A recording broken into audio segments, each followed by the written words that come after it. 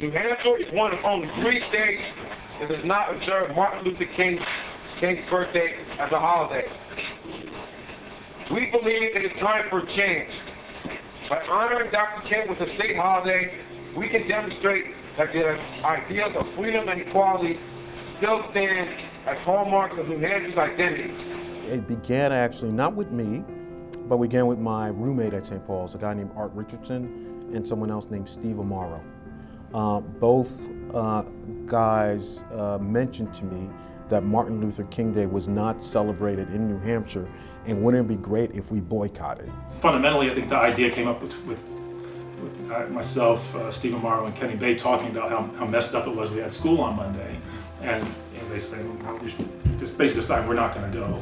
And I think I said we should all march down the Capitol. I did not envision it being the whole campus or anything like that. I felt like this was just something that the Black and minority students needed to do so that people knew that this was something serious to us. They spoke to me about their desire to walk out of chapel the following morning.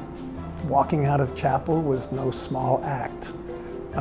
They had clearly thought about it, though. They were dead serious about what they had in mind, and they wanted to make a statement.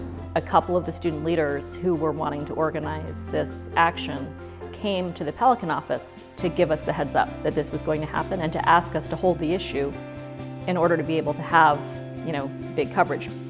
The NAACP in New Hampshire have been trying to get New Hampshire State to make Martin Luther King's birthday a holiday for 25 years.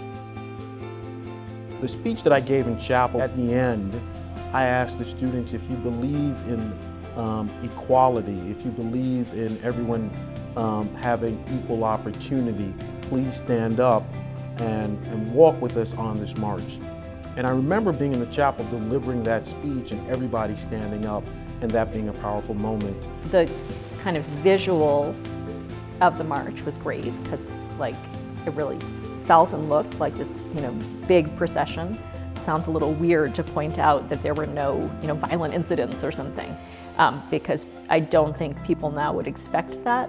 But at the point that we did this, it really felt like somehow dangerous or uncertain, or something could have gone wrong. When we actually got there, first I delivered the speech on the steps, and then we got the opportunity to speak to the Speaker of the House and share what our concerns were and quote unquote our demands. And they were kind enough to listen. When I think about the context of what happened, when it happened, why it happened, I think it was probably more important than I realized.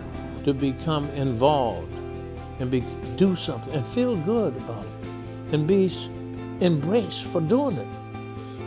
That wasn't always the case. And I think St. Paul's is a leader in that aspect. The legacy of Dr. King is not just for Black people. It's really this country would not be truly living up to the ideal it was founded on without him. I think the only frustration I had, which was maybe a false frustration, just from being young at the time, was that, okay, we did it, we went down there, and nothing immediately changed. That march was probably the seminal moment of my experience at St. Paul's. It is a thing that I remember the most. It's a thing that stayed with me over these last 30 years. There's nobody else in a better position than students at schools like St. Paul's to make these statements. And I think students always have to remember that.